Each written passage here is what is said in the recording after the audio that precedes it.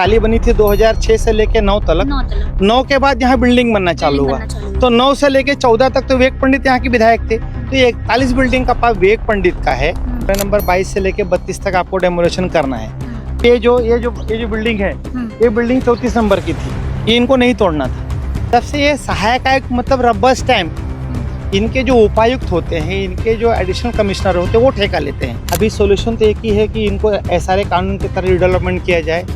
नमस्कार दोस्तों, मैं हूं शिवानी दुबे और आप देख रहे हैं मिरर ऑफ ट्रूथ। नाला सुपारा का विजय लक्ष्मी नगर यानी कि 41 इमारतों का मुद्दा। नाला सुपारा वसई विरार की गलियों में ये मुद्दा अभी सुर्खियां पकड़ा हुआ है। वसई विरार शहर महानगर पालिका के क्रूर बुलडोजर द्वारा लगातार यहां पर इमारतों पर तोड़क कार्रवाई की जा रही है। लेकिन इस इमारत की तोड़क कार्रवाई पर एक बहुत बड़ा आरोप शिव प्रताप सिंह द्वारा लगाया गया है। बता दें कि शिव प्रताप सिंह का ये कहना है कि यहाँ पर जो तोड़क कार्रवाई की जा रही है वो गलत तरीके से की जा रही है। सर्वे नंबर 22 से लेके 32 तक तोड़क कार्रवाई को अंजाम दिया जाना था, लेकिन वसई विरार शहर महानगर पालिका द्वारा सर्वे नंबर 33 और 34 पर भी बुलडोजर चला दिया गया और यहाँ की जो इमारतें हैं उसे धराशायी कर दिया गया। आखिर क्या पूरा विषय है और आखिर क्यों इतना बड़ा आरोप लगाया जा रहा है, हम बातचीत करते हैं शिवा भैया से। क्या बात है, आप ऐसा क्यों कह रहे हैं कि महानगर पालिका तोड़क कार्रवाई गलत दिशा से कर रही है, गलत तरीके से कर रही है? देखिए, हाई कोर्ट और सुप्रीम कोर्ट का जो आदेश था वो एसटीपी और डंपिंग ग्राउंड के लिए जो जमीन के ऊपर अतिक्रमण हुआ था उसके ऊपर कार्रवाई का था। उसमें क्लियरली लिखा हुआ है कि सर्वे नंबर 22 से लेके 32 तक आपको डेमोलेशन करना है। तो हमारे अनिल पवार साहब को और हमारे सावंत साहब को जो है जो डीपी प्लान है डीपी प्लान को देखते हुए उनको कार्रवाई करना चाहिए था। अब उन्होंने क्या किया है कि 22 से 32 तो तोड़ ही दिए हैं। अभी जो शेड विद्या मंदिर है, शेड विद्या मंदिर के बगल से जो है पूरा रेलवे ट्रैक तक जो है 34 नंबर से 33 नंबर है। अभी ये जो बिल्डिंग है, ये बिल्डिंग 34 नंबर की थी, ये इनको नहीं तोड़ना था। अभी कैसा है कि या तो वो बिना डीपी के ये कार्रवाई कर रहे हैं, गलत है वो। अगर हाईकोर्ट का आप दुहाई दे रहे हो कि मैं हाईकोर्ट के आदेश पे कार्रवाई कर रहा हूँ, तो या तो आपको 22 से 32 का सर्वे करा लेना चाहिए था। सर्वेयर को बुला के सर्वे करा के फिर आपको कार्रवाई करना चाहिए था। ये तो आप ये गलत कर रहे हो। ये आप 33-34 के ऊपर क्यों कार्रवाई कर रहे हो? क्योंकि ये तो 15 साल से यहाँ रह रहे हैं ना। अगर हाईकोर्ट सुप्रीम कोर्ट का आदेश की बात की जाए तो सुप्रीम कोर्ट का एक आदेश ये भी है कि अगर कोई भी व्यक्ति अगर 12 साल तक किसी जगह पे रह रहा है तो उसके ऊपर कार्रवाई नहीं कर सकते हो। तो आपने 34 और 33 पे कार्रवाई क्यों कर दिया? सर्वे नंबर 34 और 33 33 और 34 पे कार्रवाई क्यों कर दिया? ये तो आपने सुप्रीम कोर्ट के आदेश का उल्लंघन कर दिया ना। ये गलत है। ये गरीब लोगों को आप जो है इस तरह बेघर कर रहे हो, ये गलत है। अगर आपको बहुत ही बेघर करने का शौक है तो पूरे वसई तालुका में यहाँ के जो पूर्व विधायक हैं उनके भी अवैध बांध काम है। विरार वेस्ट में जो मधुरम होटल है उसके बगल में जो GROUND+1 बन रहा है कॉमर्शियल, उसको आप तोड़िए। आज से 25 साल पहले बड़े धूमधाम से उसका भूमि पूजन हुआ था। शरद पवार से लेके विलासराव देशमुख पूरा मंत्रालय आया था उसके भूमि पूजन में। फिर पता नहीं क्या हो गया, वहाँ इलीगल बन रहा है। पहले उसके ऊपर कार्रवाई कीजिए। यहाँ की जो विधायिका हैं स्नेहा विवेक पंडित, उनका ये दुबई स्टेट में ससुराल है, उसके ऊपर कार्रवाई कीजिए। उसकी वजह से कितना तकलीफ होता है लोगों को जो है। अगर आपको बहुत अवैध बांधकाम पे कार्रवाई करना है तो पहले उनके ऊपर कीजिए कि खाली गरीब के ऊपर आपका जैसे भी चलता है। ये कह रहे हैं कोर्ट का ऑर्डर है, मतलब महानगर पालिका के अधिकारी कोर्ट का ऑर्डर आने का वेट करते हैं कार्रवाई करने की। कोर्ट के ऑर्डर के नाम पे ये तो मिसयूज हो रहा है ना, पावर का मिसयूज। ये तो कोर्ट के आदेश के नाम पे अपने पावर का मिसयूज कर रहे हो, है कि नहीं? आप जो है अवैध बांधकाम पहले कराते हो, फुट के पीछे पैसा लेते हो, उसके बाद जब हाईकोर्ट का कोई आदेश आ जाता है तो कहते हो हाईकोर्ट का आदेश तोड़ना पड़ेगा। तो आपके बगल में जो बैठा अधिकारी जो ठेके लेता है पूरे इंडस्ट्रियल का वसई तालुका का, पहले उसको हटाओ, पहले उसके ऊपर कार्रवाई करो, उसके बाद जो है इन गरीब के ऊपर कार्रवाई करो ना।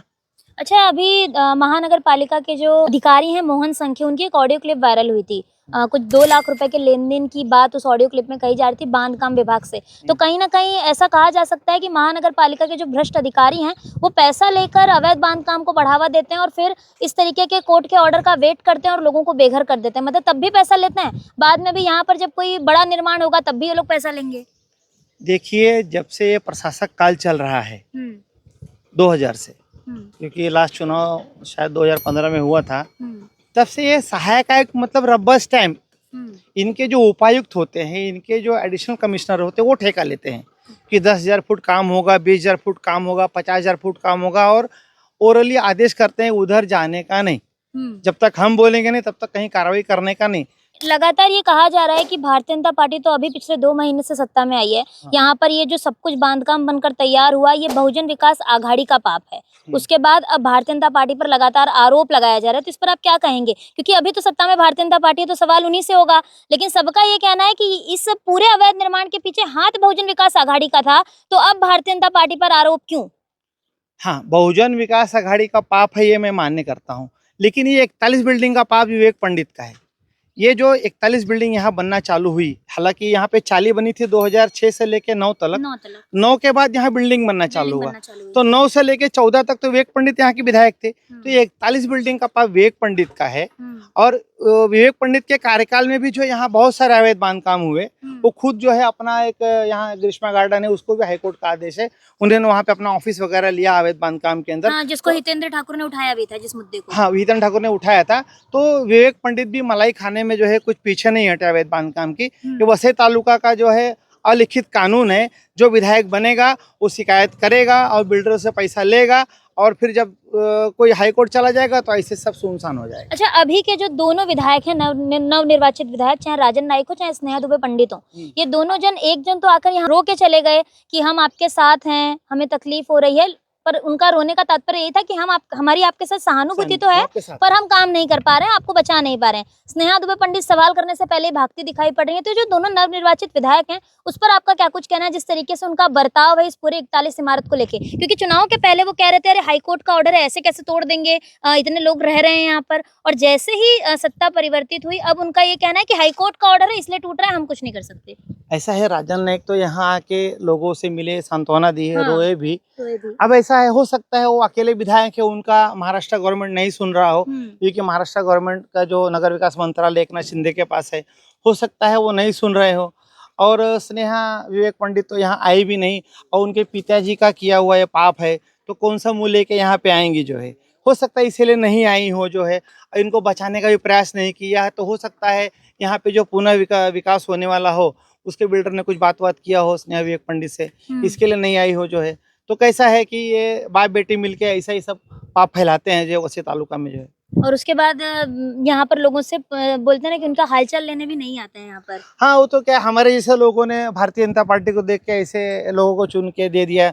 उनका तो भारतीय जनता पार्टी से कोई लेना देना भी नहीं था। वो तो भारतीय जनता पार्टी की, जब वो उनको टिकट मिला तो वो बीजेपी को मेंबर भी नहीं थी। तो क्या, उनके पिताजी भी हमारे देवा भाव के करीबी हैं, तो वो हिसाब से उन्होंने अपना सिस्टम बिठा के उनको यहाँ पे हमारे सर पे लाके बिठा दिया। आप कुल मिलाकर कह रहे हैं ये एक्सीडेंटल विधायक हैं? यस, एक्सीडेंटल विधायक है, जो है वसई के विधायक हमारे एक्सीडेंटल विधायक है। और मेरा रिक्वेस्ट है देवा भाव को कि ऐसे एक्सीडेंटल विधायक जितने भी चुन के आए हो महाराष्ट्र में, जो राम भाऊ मालगी प्रबोधिनी, जिसके आप हमारे देवा भाव अध्यक्ष हैं महेंद्र में, उसमें इन लोगों का ट्रेनिंग दिया जाए कि इनको जनता से क्या बोलना है। अभी मुझे ऐसा सुनने में आया, इन्होंने बताया कि वैसे के विधायक बोल रहे हैं हमारा काम तो कानून बनाना है, हमारा काम ये सब फालतू काम करना नहीं है। तो बड़ा दुख हुआ ऐसा बात सुन के जो है। तो इनको ट्रेनिंग की बहुत सख्त जरूरत है जो है। ऐसी इस तरह के बेतुके जवाब इनको नहीं देने चाहिए। अच्छा, आखिरी सवाल ये बताइए कि अभी तो गलत कार्रवाई 33-34 नंबर पर हो चुकी है, अब क्या हो सकता है? क्योंकि अब यहाँ पर लोग देख रहे हैं झोपड़ियां बांध कर रह रहे हैं, टूटना था टूट गई, लेकिन अब जिस तरीके से पावर का मिसयूज वसई विरार शहर महानगर पालिका ने किया है, आगे इस पर क्या कार्रवाई होनी चाहिए, और आगे की जो ये कायाकल्प है या आगे की जो भी सारी चीजें वो किस प्रकार होनी चाहिए? सोल्यूशन क्या है इसका? अभी सोल्यूशन तो एक ही है कि इनको एसआरए कानून की तरह रिडेवलपमेंट किया जाए। हमारे मित्र चेतन भोईर हैं, वसई कोर्ट में प्रैक्टिस करते हैं, उन्होंने हाईकोर्ट में एक PIL फाइल किया है। PIL नंबर 5155 2025 है। उन्होंने जो सुप्रीम कोर्ट का आदेश था इनको पुनर्वसन करने का, उस ऑर्डर को जो है लेके वो हाईकोर्ट में फाइल किए हैं पिटीशन।